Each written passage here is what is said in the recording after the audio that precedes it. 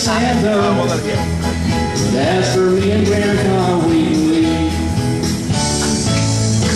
We've been drinking too much eggnog, and we begged her not to go.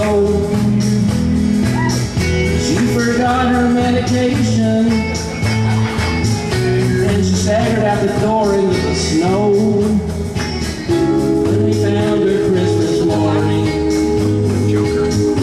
at the scene of the attack, she had hoof prints on her forehead and incriminating claws marks on her back. Grandma got run over by a reindeer walking home from our house Christmas Eve. You can say there's no such thing as Santa, but as for me and Grandpa, we believe. Now we're all so proud of Grandpa. He's been taking this so well. See him in there watching football, drinking beer and playing cards with Cousin Mel. It's not Christmas without Grandma. All the family's dressed in black. We just can't help but wonder, should we open up our gifts or send them back? Send them back.